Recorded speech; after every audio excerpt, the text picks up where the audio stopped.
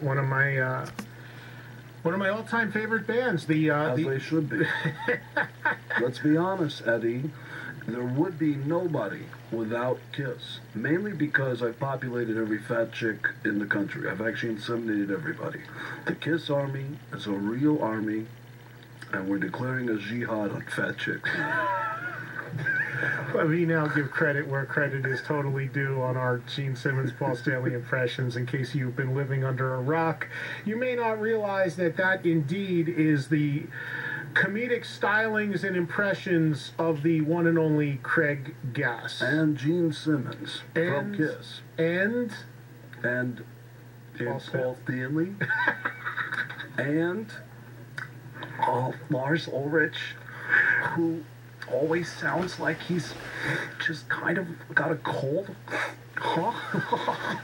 I remember coming on the air with you for like an hour as Lars Ulrich, and people still to this day will mention to me like hearing Lars Ulrich saying crazy stuff on Eddie Trunk's show. Yeah. I'm like, yeah, that was me. Yeah. And, the crazy stuff on Eddie's show a couple years ago. But yeah, I'm a comedian. I'm known as a comedian who does voices. I now do celebrity voices on Family Guy, American Dad, The Cleveland Show. I just got hired to do voices on Brickleberry on Comedy Central, which is a new cartoon.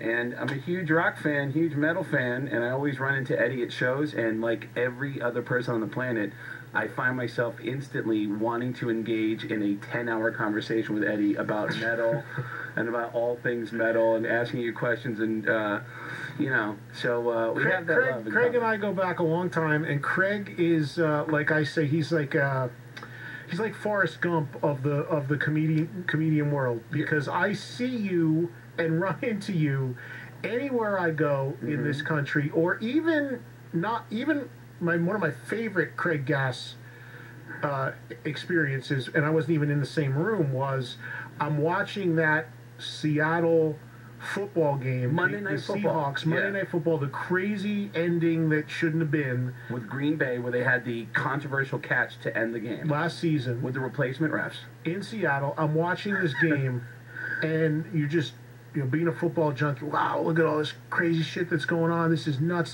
And they shoot to the sideline of Pete Carroll, and who's in the frame, like jumping up and down like he was an assistant coach to Pete Carroll, but Craig Gass. And I'm like, this guy is fucking everywhere. I am one of maybe 10 Seahawk fans on the planet. I know that bandwagon is going to be built pretty strong for this year, but I've been a Seahawks fan for 20 years, and a lot of guys in the front office for the Seahawks have been really supportive of me and allow me to, when I go to a game, I'll go about once a year, they'll give me a job on the sidelines. And the job is just, I'm the team photographer's assistant, which I just hang out and I just tell the guy dirty jokes for like 3 hours. and I'll hold one camera for him. But yeah, I was in the middle of that scene. But yeah, there's been a lot of times we run into each other over the years at concerts, and all my comedy and all my impressions usually are geared towards this genre of music, so it's always felt like it's been so limited. And then when that metal show came out, it's like, finally, there's a place where comedians, who love like metal are going to, and fans of metal are going to. So when did you first do? When did you first do Gene Simmons's voice? When was your first time? Did you practice it, or did you just blurt it out and realize you could do it so well? It was always like right there. I've always been able to do any kind of voice that I hear because I grew up in a family that is completely deaf, which sounds like a joke, but it's not. Everyone in my family is completely deaf. Really? I didn't know that. Really? You didn't know that? I did not know that, no. So you're the only one who isn't? Yeah, because my mom was born completely deaf from a birth defect. My dad was born with all of his hearing and then lost it when he was a kid. He got into an accident that popped out his eardrums. Wow. So he had to go to deaf schools for the rest of his life. And then they met at an all-deaf high school where they fell in love, got married, had my sister first. My sister's born with my mom's genes, completely deaf. And then I popped out with my dad's genes with all my hearing, obviously. I don't know if I'm over-explaining that, because otherwise my impressions would sound a little bit different. Keep going to concerts and you won't have much more of that hearing left anymore. And I'll be a deaf guy doing impressions going, hey, you want to hear an impression of Sam Kinison? I hope he's flying into a gas truck and taste your own blood. Yeah, it won't sound the same. See, you can do that because you have deaf, Exactly. you have deaf family Did members. that guy just make fun of a deaf guy? What kind of jerk are you? Oh, oh! Right. 'Cause you have a disclaimer card on that. Anybody else, they get destroyed on that. Yeah, that's true. And so when I hear famous people, when I hear a distinct voice, it's easy for me to pick up. Like Christopher Walken almost sounds like a deaf guy. He talks with no tone, and he loves to stop, and then he'll keep going. Or Al Pacino, which is all the way down here. That is a voice that the women love to hear, even though he loves to yell. But Gene, growing up as a rock fan, Gene always had this. I was always fascinated by the confidence of Gene and Paul. You know, as a kid who didn't have any confidence growing up, and they were so overly confident. It was like I remember seeing this interview with them. It was a press conference, and someone said, "Why is?" And this is the softball of a question. Why is Kiss so amazing? And Paul Stanley goes, "You know, a lot of bands are envious of Kiss. I'm envious of Kiss." I mean, it was like you hear these like amazing answers, and then they cut to Gene, and Gene goes, You know, the great thing about being in Kiss is some people like steak, and some people like ice cream.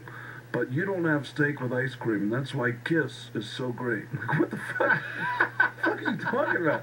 So I was always like in awe of confidence, you know, and they had so much confidence. It was just there was a Rock Against Drugs commercial where Paul Stanley. That's on YouTube, I think. Paul Stanley's with like 20 hot chicks. Yeah.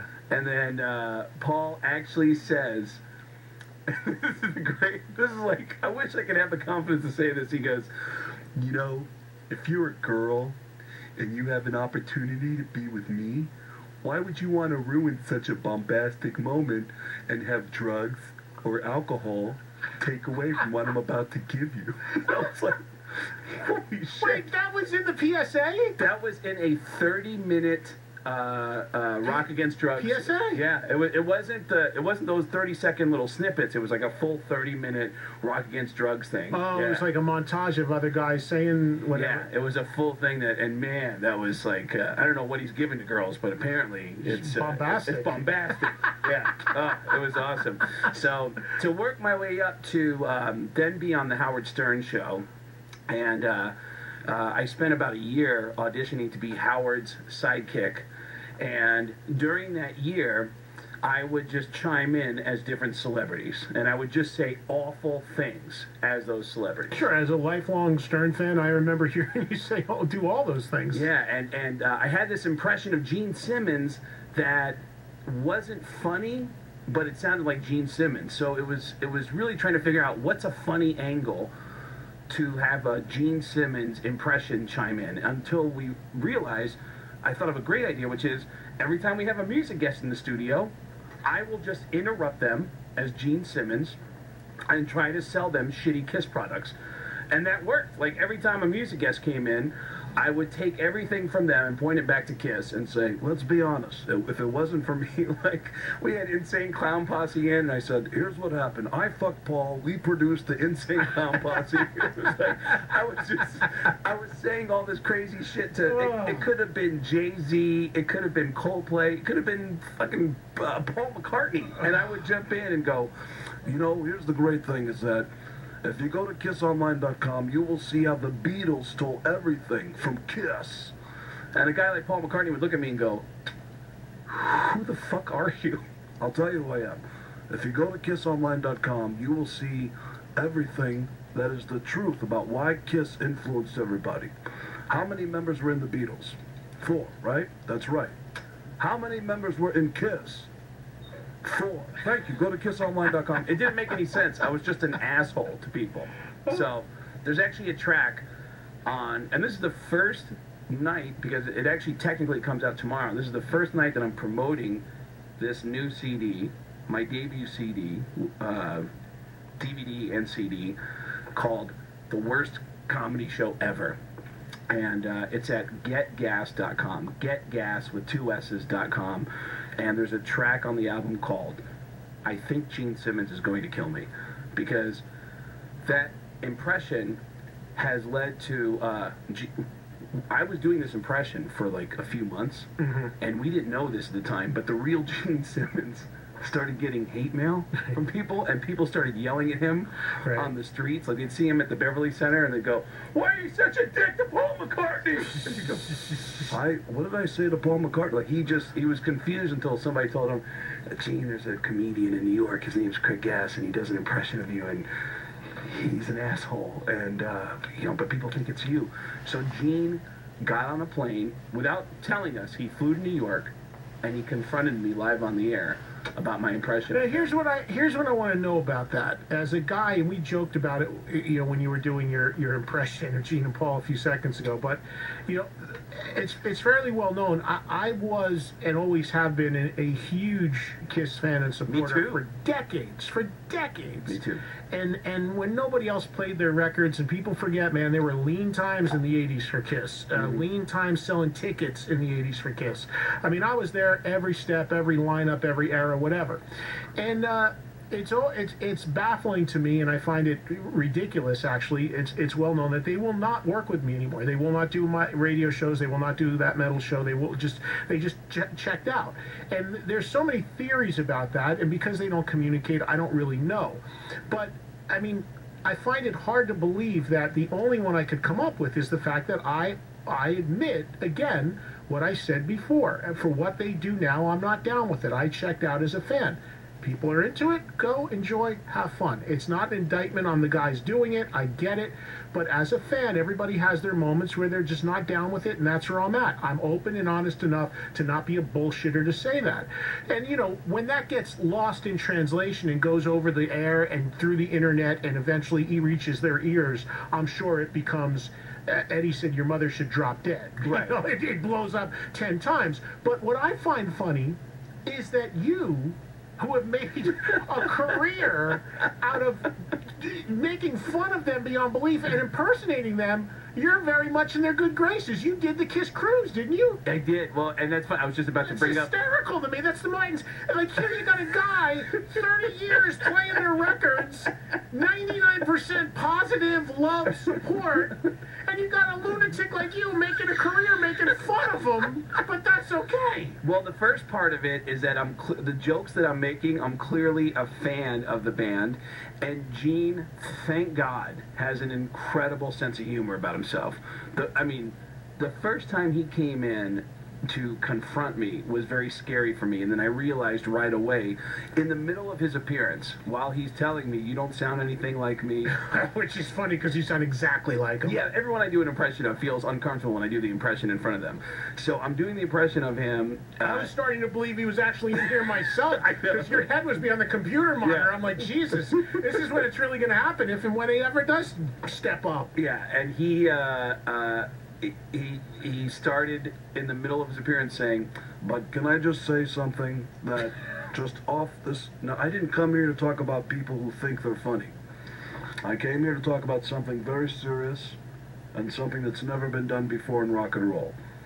If you go to kissonline.com..." And he actually started selling us a Kiss casket in the middle of the appearance. Is that when he had the great line of "it doubles for a cooler"? Yes. Yeah. He said, and we all thought he was joking, and Howard at one point said, "Gene, the casket, that's a joke, right? Like, you're joking." He goes, "Joke? No, what am I joking? No, it's a real casket, and guess what? Not only can you be buried in it, but it doubles as an ice cooler." And that's when I finally realized, wow, he totally gets it. He has a sense of humor. So I started interrupting his appearance as him, and he kept talking and selling stuff, and I kept jumping in going, "By the way, can I just say one other thing? If you go..." I heard this live when it happened. And I remember it happening. "If you go to kissonline.com right now, I will throw my guitar player, Ace Frehley, into the casket, and you can spend eternity spooning with Kiss And he kept going, hold on, I'm being serious. No, you hold on. No, shut up. You shut up. You shut up. Fuck you. Fuck you. Fuck you. Fuck you. And everyone at home was like, who the fuck is talking? Like, nobody knew who the real Gene was. Right. So I got an idea that he had a good sense of humor about it. The next day, Gary Delabate comes in the studio and says, hey, guys, you're not going to believe this. This is Gary. You're doing great, Gary. This is amazing. You guys aren't going to believe this. I just got off the phone with the KISS headquarters. Which, by the way, that sentence should have been, Hey, guys, you're not going to believe this. There's a KISS headquarters. like, that should have been the fucking sentence. By the way, the Gary Delabate and Paul Stanley are a little bit related. They could be. There's a little loose, a little loose affiliation there. It sounds like. You know the great thing about being in KISS. No, that isn't. No, actually, you're right. Paul's way in another world. But The lisp is about the closest thing you. But Gary comes in and says, hey, I just had a phone with somebody at the KISS headquarters, and Gene Simmons wants to come back again in about a month, and he has a specific request. He says, I don't want to be there when Craig Gass is there. Which to me was like, oh, that's the coolest thing, that he knows who I am. Right. And I thought, how funny would it be if I showed up anyway and just, oh, what if I showed up anyway and dressed up in full Gene Simmons makeup and full Gene Simmons costume, and I could walk in and say, I'm the real Gene Simmons. And is this when the show was on E? It is when it was on E. So he comes back a second time, and I actually interrupted his appearance dressed as him when he made the specific request. I don't want Craig around when I'm in there. I crashed in, and this became an episode of E! Entertainment Television's Howard Stern show. I walked in and said, I'm the real Gene Simmons, and I'm dressed like him, costume, monster boots, and I can prove it because I got a bunch of cheap shit I want to sell you. And I had a bag full of shit that I had written KISS logos on. I had like a fucking... I remember this. I saw it. I had a New Kids on the Block lunchbox, and I took a marker and just wrote KISS on top of it and tried to sell it to him for $50. And after that appearance, he said goodbye to Howard. He gave Robin a hug. He saw me standing in the corner. He said, come here. No, you, funny man, come here. I want to talk to you. And I can't walk in heels. So I couldn't get to him, so he had to walk over to me, and he said, you know, what you just did took a lot of balls. You know that. And I said, yeah. You're not going to hit me, are you? And he goes, no. I admire that. And he walked out of the room. And I was like, well, see, that's exactly what bums me out about Gene checking out on my situation. I know those guys well, and I've done tons of stuff with them over the years. Gene is a no bullshit guy. Gene loves to mix it up. Mm-hmm. So somebody got to him, and he's just taking the high road because Paul doesn't want him to do it or whatever. But I mean, he would love to come in, debate, and discuss. I'll tell you a funny story with when he used to do my shows. He came in. It was just before I got married, which is now 11 years. Wow. And you remember before he was married, he was on his total anti-marriage crusade. Right. He'd preach to anybody about how you should never get married and you're a fool if you do. And you guys debated marriage? Yeah, we had a big discussion because I was getting married in like a month after he was like, how are you? Yeah, I can't do impression anywhere near the justice. Just give me the lines. I'll do the debate. I know the lines. But anyway, so anyway, he did the whole. I have it on tape. I mean, he had the whole layout of only fools get married. It's a joke. Blah blah blah blah blah. And then flash forward a year later, I'm at a show in Vegas, and I'm with my then new wife, and Peter Criss was in the band at the time. And Peter Criss's wife was nice enough to invite us into the Inner Sanctum private party. Wow. And is this the KISS Aerosmith show? No, this is way before that. Okay. And we're sitting in this room, and Gene comes over and he sees me. He says hello, and I was like, and he's like, so who do we have here? You know, it's with my wife. And she's married a month or whatever. And I'm like, oh, this is my wife. And then I remembered the lecture, and I'm like, Gene, you remember the person you told me I should never marry and only a fool would marry? And he just like, I didn't mean any offense. You know, he just backpedaled up the whole thing. It was great. But he, this is the one thing I would love to have this debate about how I feel as a fan and what they're doing in an intelligent, respectful debate. The fact that he runs from that is really shocking to me, as opposed to just sitting down and let's talk about it. That makes me wonder if there's a theory behind it. And before I say it, I just want to point out really quickly, because you mentioned Kiss in Las Vegas. I saw Kiss with Aerosmith in Las Vegas, and Paul Stanley had this great line. There's a different Paul Stanley off stage than there is on stage. His voice off stage is really soft and, articulate. I think about things, before I say it. And when he's on stage, he just rips into stuff that, and I know he's very tongue-in-cheek about it, and he loves to just say silly stuff on stage. Well, what I find, too, along those lines is on stage, he is the ringleader, super macho, super arrogant, as he should be, rock star, the consummate front man. And off stage, I think he's actually very almost insecure in a way. I think he's very kind of not insecure, maybe that's the wrong word, but he's much more introverted, I think. No, for sure. And on stage in Las Vegas, he goes, "All right, people, now listen. I know that this town is known for its buffets. And I can tell you right now that I see a lot of people in the front row that I really want to eat." And then he just started tussling his hair. It's like, that's fucking hilarious. So now, you think that's premeditated, that you're in Vegas and you're sitting in the dressing room like, what can I come up with? Or do you think that was off the cuff? I wouldn't think so. I saw them again on the same tour at Madison Square Garden, and I mentioned to one of the guys in the road crew that, did anybody notice that Paul Stanley said this funny thing where he said, I know this town is known for its buffets, and I see a lot of people in the front row that I really want to eat. And 3 or 4 different guys said, "Did you hear what he said in Kansas?" It was Kansas or Oklahoma. Apparently he was on stage and goes, "All right, people, now listen. I know that this state is known for its Angus beef. And I can tell you right now, after this show, I'm going to want to sink my teeth into some meat." And the entire crowd went, "What?" Yeah. And he realized what he just said, and then he backpedaled by saying, "Like a thigh or a rump roast." And everyone went, "What?" And apparently the backline guys tuning the guitars were looking at each other going, "The fuck's he doing up there?" They had no idea.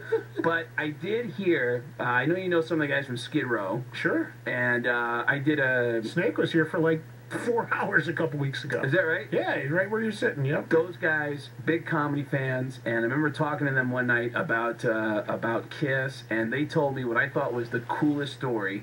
While they were on tour with Kiss on the what was supposed to be reunion or farewell, they did reunion or farewell, and when they were on tour with them, that apparently the guys in Skid Row every night would see Paul Stanley and they would give him a phrase, and they'd say, "You have to use this phrase on stage," and he would, no matter how stupid the phrase was, he'd go out on stage and he would incorporate their little stupid phrase into his on-stage banter. Wow. And the only one that he wouldn't do was something that had the word Jesus in it. He's like, "I'm not going to say anything about religion. I'm not going to."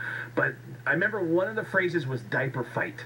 They said when you get on stage, you have to... find a way to work it in. Find a way to work the words diaper fight into your speech. And Paul Stanley, after about the second or third song, said, "All right, people, now listen. Everybody calm down. Calm down. We don't want to get in a diaper fight yet. Come on." And I thought that was the coolest thing ever. And the fans, are so they just lathered go crazy. up. Yeah! I don't know what it means. Yeah! We're talking live with Craig Gass, who is sitting in the studio. We are live on Sirius XM 39 Trunk Nation, Eddie Trunk Live on this Monday. Live every Monday, 6 to 10 Eastern, 3 to 7 Pacific. In case you just tuned in, you missed an extremely busy show. Earlier on, we had in the studio Damon Johnson, Ricky Warwick of I did it again, Black Star Riders. Also, Joey Kramer of Aerosmith checked in just a little while ago. And, man, a lot going on. We've announced the new season of That Metal Show guests. Go to eddietrunk.com, hit the Trunk Report. You can see all the guests that we have coming up in the new season, which I'm leaving a week from Tuesday to go to LA for a bit and tape these shows that'll start airing June 1st. Joining me now in the studio, old friend and comedian Craig Gass. His new CD, DVD is The Worst Comedy Show Ever.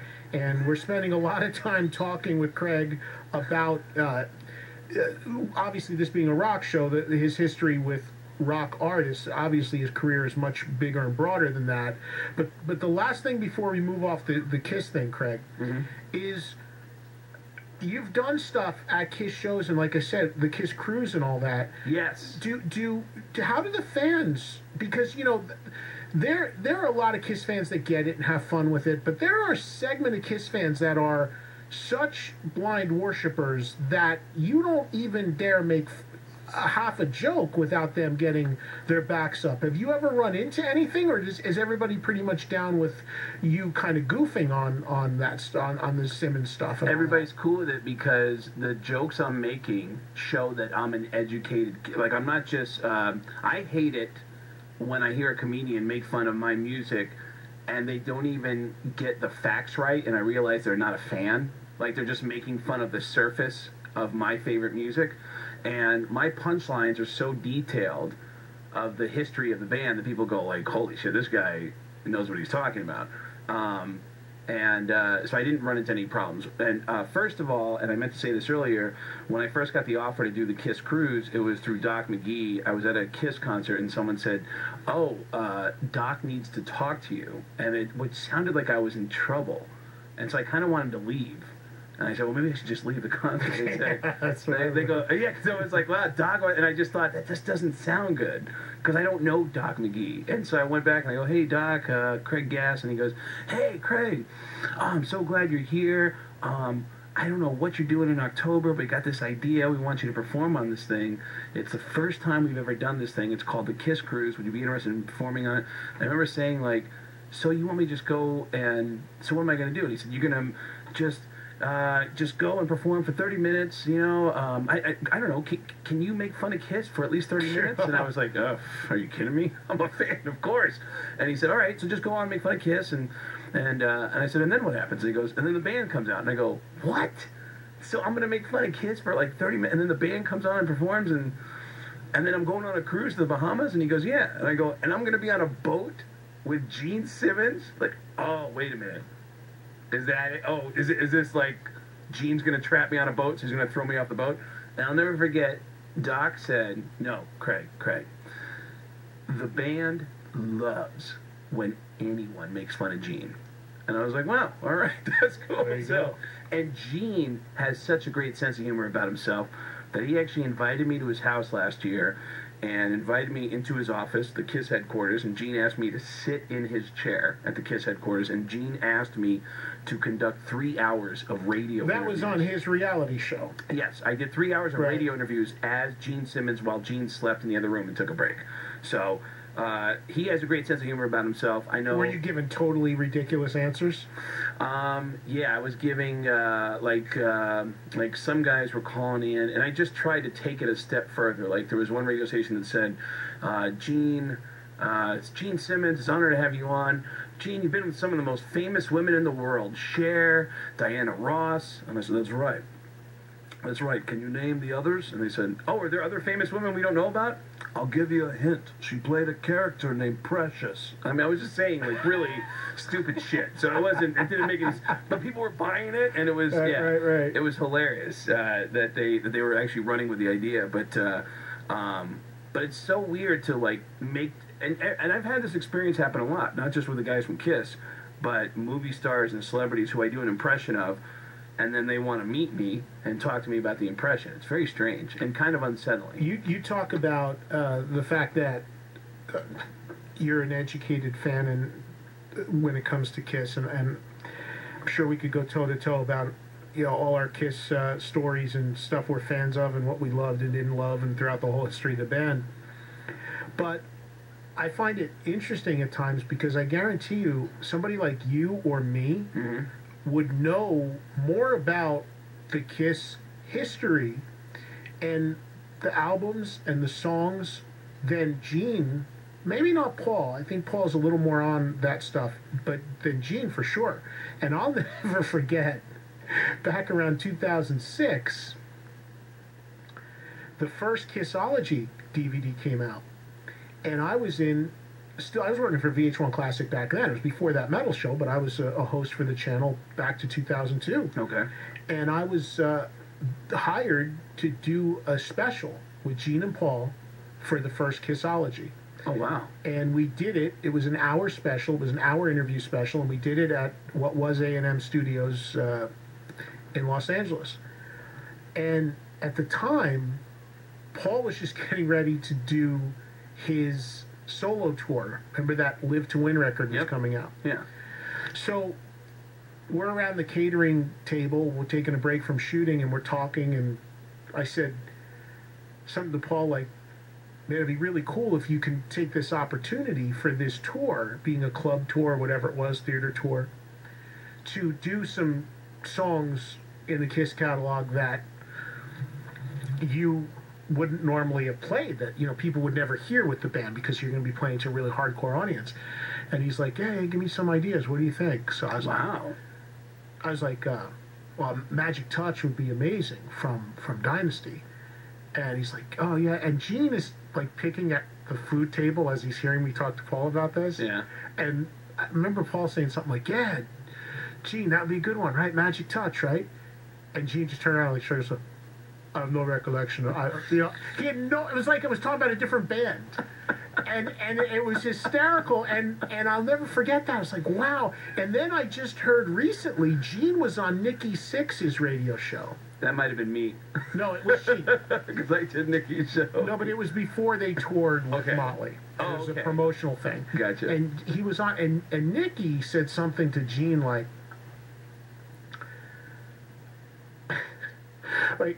I wasn't the right song, but it's the right principle of what happened. Nikki said something to Gene like, my favorite Kiss song is Room Service. It wasn't that song, but you know what I'm going. Sure. My favorite Kiss song is Room Service, Gene. That's like the best song. And Nikki made a mistake, and Nikki goes, it's man, on the Hotter Than Hell record. I mean, that's amazing. Mm. And I swear to God, Gene goes, because I heard the replay of it. I don't hear Nikki's show isn't broadcast here, but I heard it online. The audio was online. Right. And Gene goes, that's right. You know your Kiss. Like, didn't correct him. Praised Nikki for being so smart about Kiss, but it was the wrong thing. Yeah. I thought she was going to say, no, that was on Dress to Kill. Yeah. And instead he goes, that's right, Hotter Than Hell, you know your Kiss. And I'm like, holy shit. Dude, I've heard so many. Nicky was, when I did his radio show a couple weeks ago, he was telling me great stories about Gene. Everyone who has anything to do with Kiss is always reaching out to me to say, I've got a story for you. Maybe you can include this in your stuff about Gene. And the stories are always so outrageous and so sometimes horrifying that I think, I can't do that. I can't talk about that on the air or put that on stage. I mean, the stories are like, there's one story that was a guy who had worked with Kiss on and off for 15 years said, I got a great story about Gene. Maybe you can use it. And he said, I've been working with Gene, 15 years, or with Kiss for 15 years, and a few years ago, Gene actually nailed Miss America. He had sex with Miss America while we were on tour. And here's the crazy part. It was the reigning Miss America of that year. He hooked up with her. The next night, it was like years before he got married to Sam. So the next night, after he hooked up with Miss America, Gene, and this is according to this guy, I don't know if this is true or not, he's just telling me, the next night Gene hooks up with a whore. A girl that is such a mess that even the guys in the road crew are like, Jesus, that girl's a mess. The next night, they have a day off in a town that's so small that the band and the road crew have to stay in the same hotel. And this guy's telling me from his point of view, he says, I'm in the bar of the hotel, and I just happened to look over as Gene is walking through the lobby, and he's dragging this enormous girl with him through the lobby. Gets in the elevator, hits the button on the elevator, and looks at me through the lobby in the bar and goes, oh yeah, as the elevator doors close, and then close down. And then he goes upstairs, and the next day, this guy sees Gene at soundcheck and says, Gene, did you funk that girl last night? And Gene goes, of course. And he goes, didn't you have sex with Miss America the other night? And he goes, Steve, listen to me, okay? You can't have filet mignon every night, okay? Sometimes you gotta go to McDonald's. is that the most horrifying story ever? Well, listen, anybody that knows the history of Gene, and if you read Peter's book, and it's pretty well known that he does not discriminate. Yeah. All are welcome, and I have a theory. Do you think it could be maybe more one other person than the other that's mad at you? probably, yeah. And I think that Gene's just going along with it to not rock the boat instead of coming in and discussing it. But honestly, I don't know. The whole thing is very silly to me. But whatever. Anyway, listen. Let's play a couple songs, and I know you want to play a clip from your CD because you have Great some rock cameos. guys on here. So tell us about that, and tell us where this was recorded and what the concept of the record is. All right, the concept of the show is every comedian I know who does a comedy special, they always want to film it in a really nice theater with a really nice production, and they try to look as good as possible. I wanted to film my show in a shithole. I wanted to film it in a dump, and it's called The Worst Comedy Show Ever. And I wanted to film a show where comedians learn how to do stand-up comedy in these dive bars where you have no control over out-of-control audiences. So that's where I filmed it.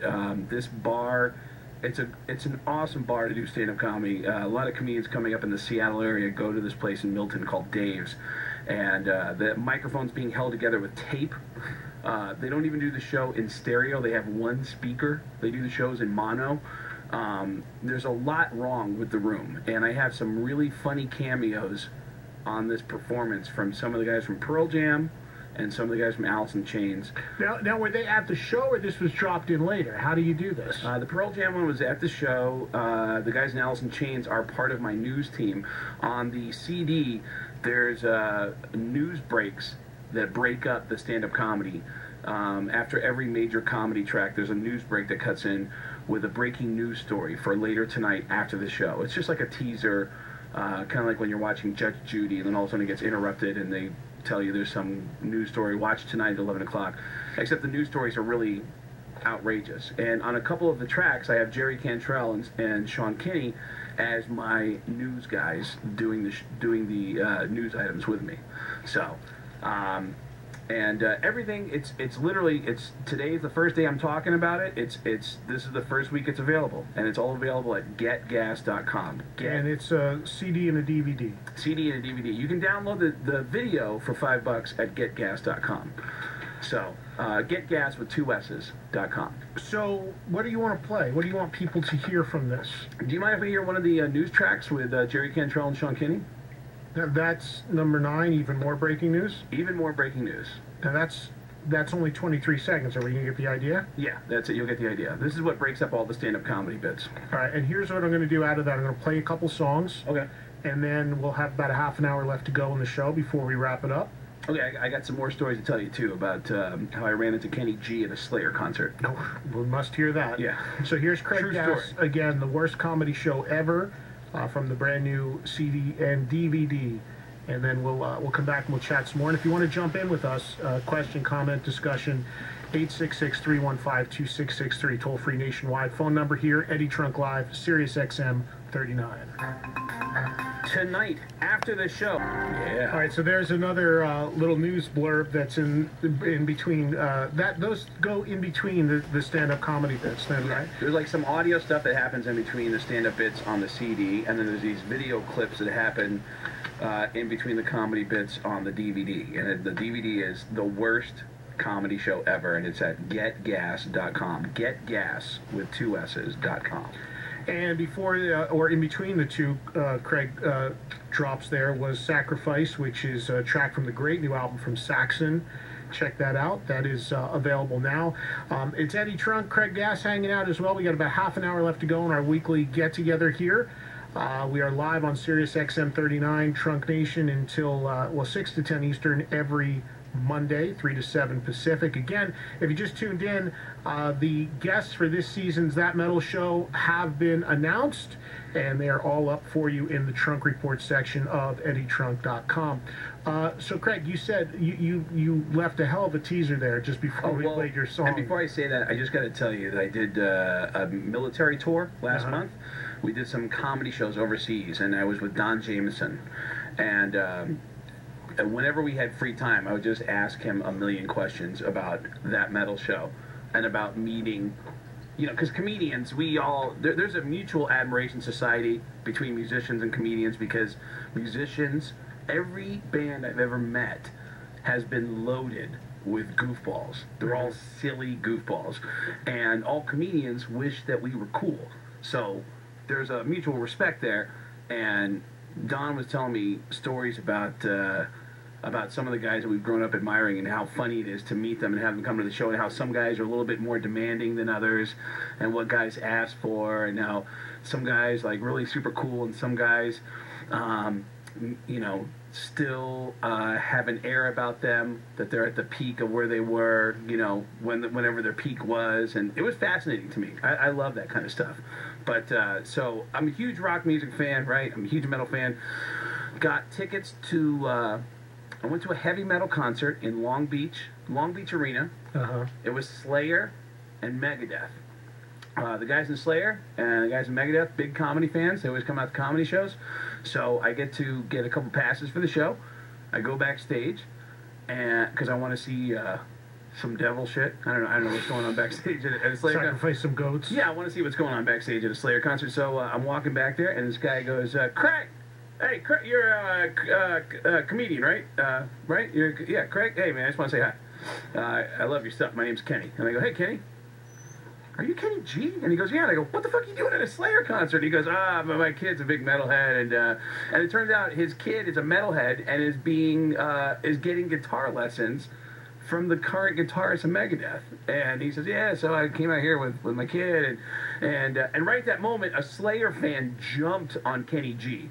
Like a real hardcore, fuck yeah, Slayer, fucking Kenny G, what's up, come on, you. That's the way all Slayer fans sound, right? Of course, yeah. Is that a good Slayer fan impression? Yeah, it's all right, yeah. Sounds like a fucking Cookie Monster. Well, there you go. Slayer Cookie, I like Cookie. Anyway, so Slayer Cookie. And so the fucking Slayer Cookie jumps on top of Kenny G and starts talking to him. I grab my friend and I go, dude, Kenny G's talking to me. And I hand my camera phone to my buddy and I go, take a picture to make it look casual. And then I wait for Kenny to come over. I go, hey, Kenny, so what were you saying about that? And I tried to look into the camera, like, you know, try to take a casual picture.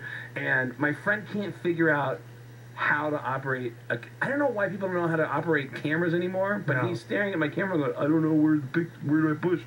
And while he's trying to figure that out, Dave Mustaine, the singer of Megadeth, is walking into the frame, and I hear Dave say, are you guys leaving? Okay. Do you want to say a prayer?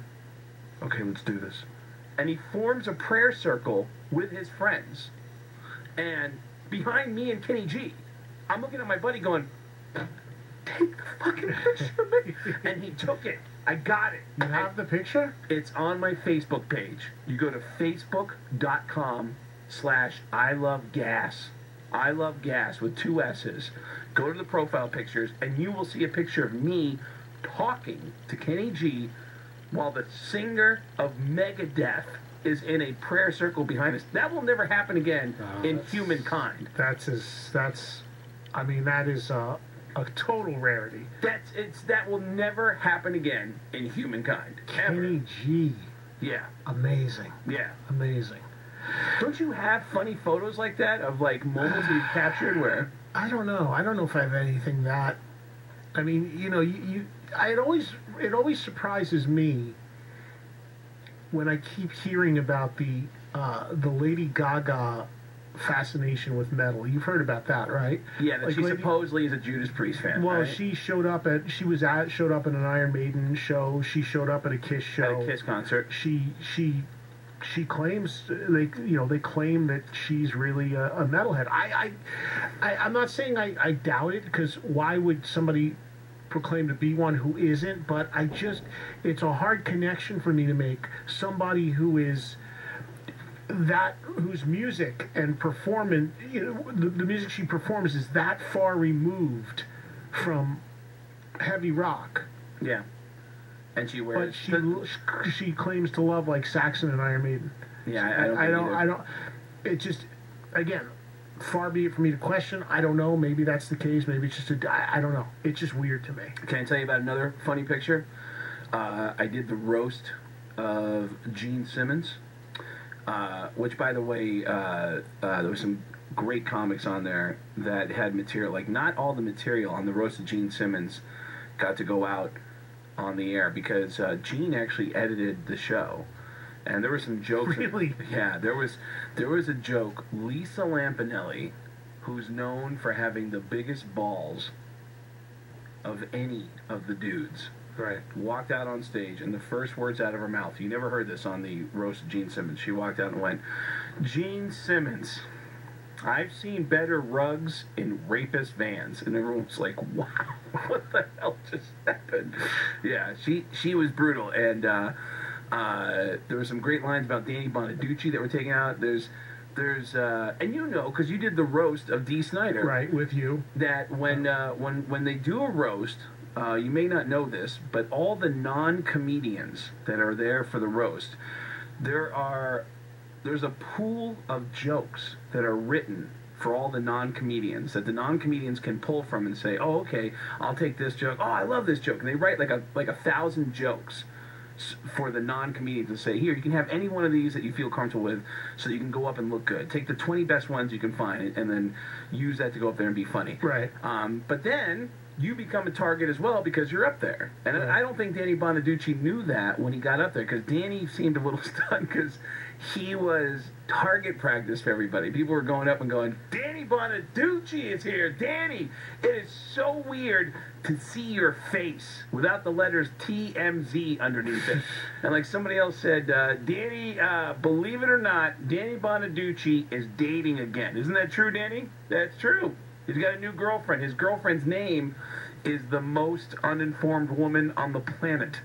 So he didn't expect that kind of stuff to happen. So well, that happened in the roast that I just did with you and Norton and Florentine and Scott Ian and all those guys for Dee Snider. We just did in L.A. because I don't think Lita Ford, and I love her to death, was at all prepared. When you do a roast, that comes... The people on the dais get roasted harder than I find than the person actually being roasted. It can be. It can be more brutal for the other sitting up there than the actual person who is the subject of the roast.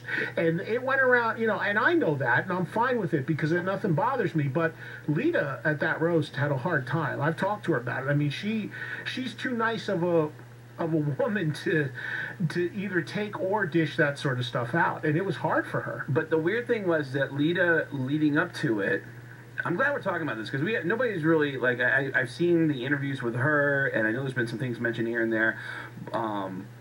She went into rehearsing this for a month by watching videos not only of other roasts, but watching all of the Zakk Wylde roast from last year, which I think was more brutal in many ways than this year. And so she knew the format. She knows that everybody's a target up there. And she even was looking forward to and laughing about the stuff she was going to say about all of us. I don't think she was prepared to hear stuff being said about her. And I honestly think it was just a timing thing. In my opinion, I think she's going through a lot right now. Oh yeah, she's got a lot going on in her life for sure. With the divorce and everything, and I think it really. I'm on the other side of the stage, and I'm looking over, and it looks like she's uncomfortable. It just looks uncomfortable. She's sitting right in front of me, and I felt awful for her. Even when she delivered the jokes, and she looked out to me, and she said something to the effect of before she. Because you're right, what Craig is saying is very true. I'm not a comic. Lita Ford obviously is not a comic. Scott Ian is not a comic. The stuff that we said was written for us. Yeah. It was written for us by Revolver. For me, I had Don write some stuff for me. You get a pool of stuff from people, and people feed you stuff, which I find funny because There was a interesting what happened with that roast for me.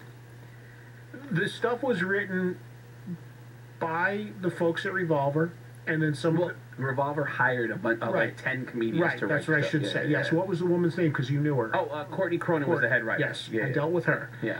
And then what she Great did, comic, great writer. what she did, I gave to Don, and Don went over and did some stuff to it, and then it went back, and then they edited it and took stuff out and put stuff in and this and that. Mm-hmm. Well, it's interesting because there's this thing with another thing. The two people that have some strange issue with me, and this one it really is baffling, is Sharon Osbourne has an issue with me. Oh yeah, you and told I me don't, about that I don't right before know, we went and on I the don't air. know the woman. Yeah. The Kiss thing, at least I can kind of get where it's coming from, and I just wish it would be discussed, and it's kind of silly to me. Yeah. But the Sharon thing is even crazier because that I don't even know what that's about.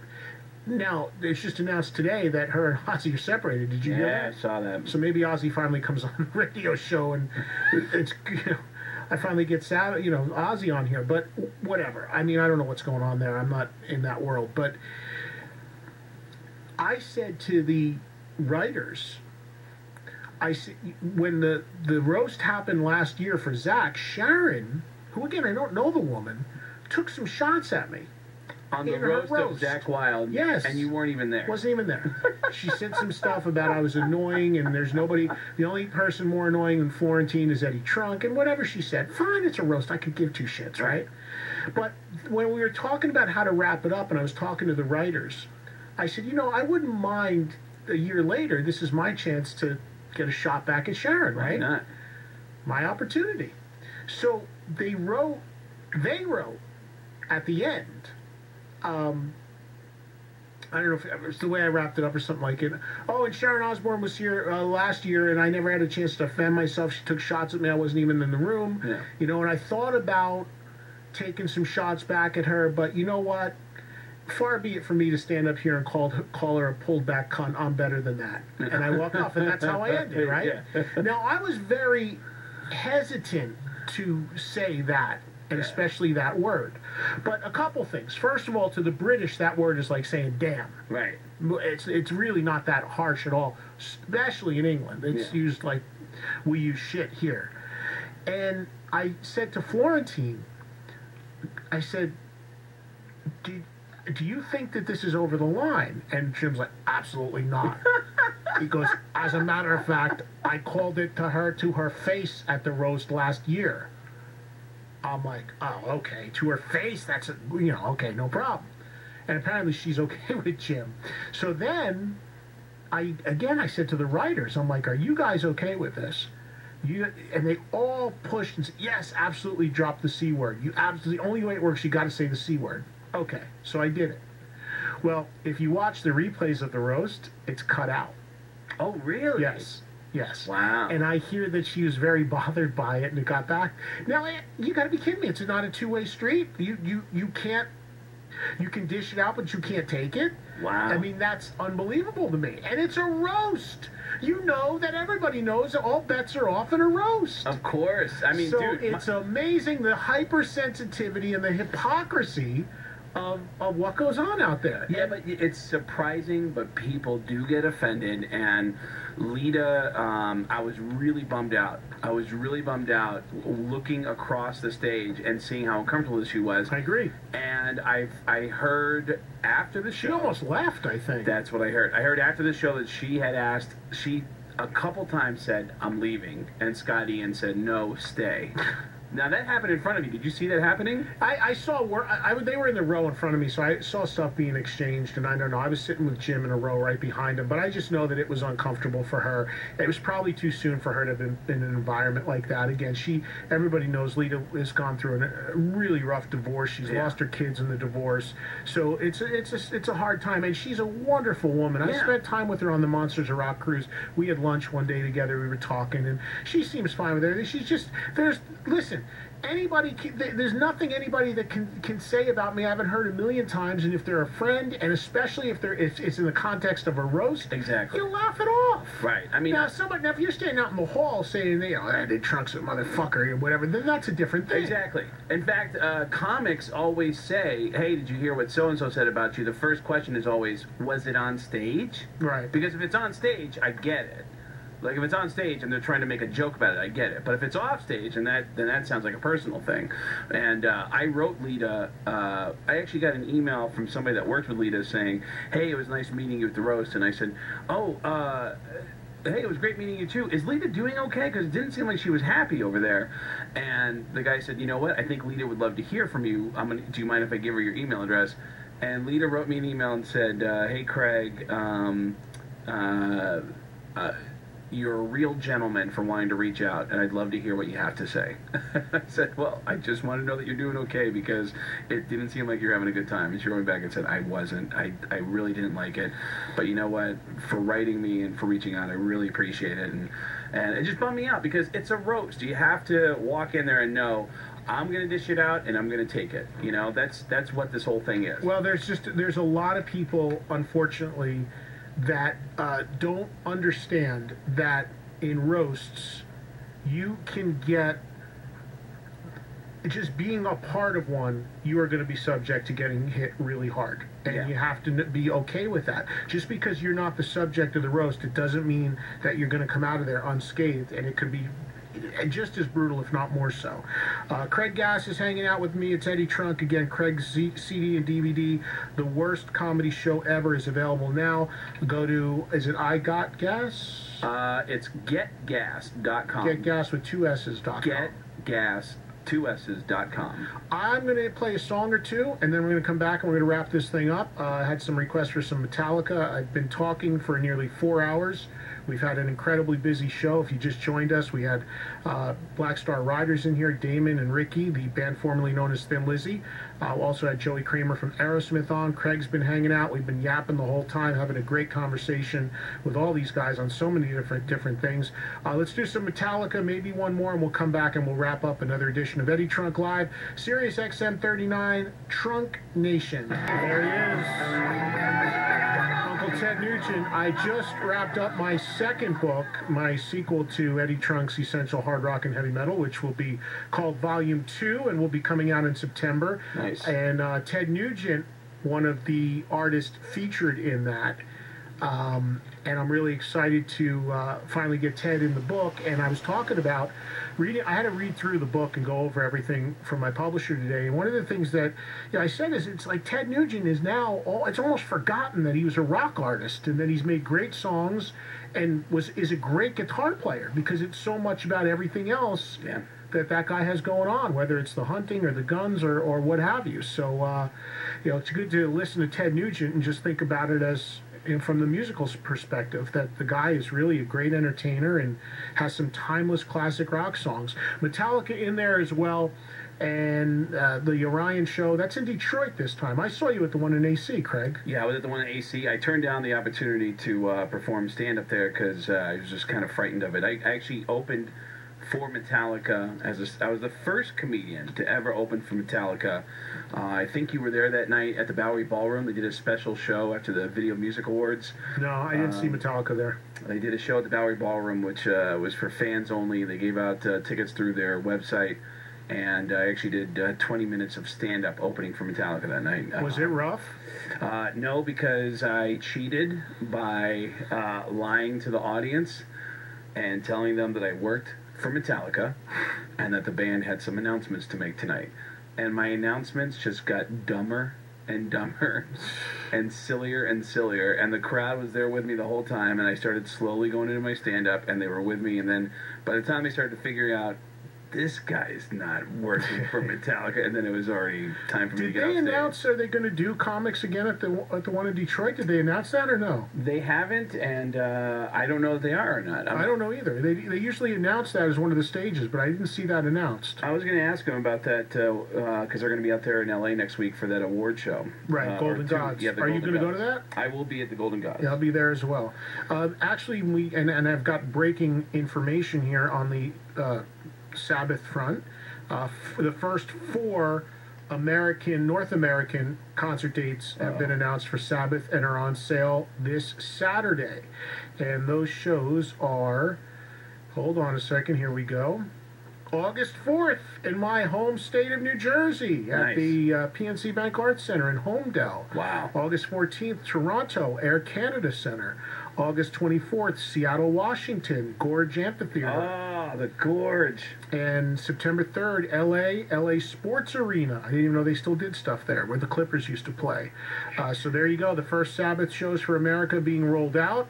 I wonder if Ozzy's going to be like a poonhound on the road now that he's separated. I don't know. I don't know. It's crazy, right? Great stories about him bringing a girl back to the hotel, not realizing that Sharon was there. He was so out of it that he didn't know.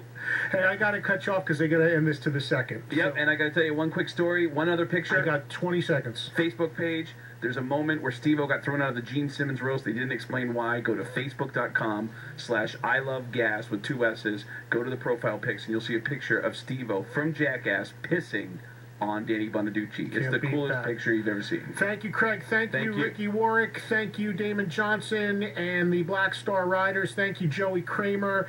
Thoughts to all you guys in Boston dealing with this craziness. We live in a crazy, crazy world, and I really hope these fuckers pay whoever did this. So let's see what happens here, okay? But we're thinking of you guys, everybody impacted by this tragedy at the Boston Marathon. Thank you, Katie. You can visit me at eddietrunk.com, Facebook/EddieTrunk, and follow Up to the Second, Twitter at Eddie Trunk. I'll see you guys next week. A final live show before we do the new TMS next Monday, 6 Eastern. Have a good one.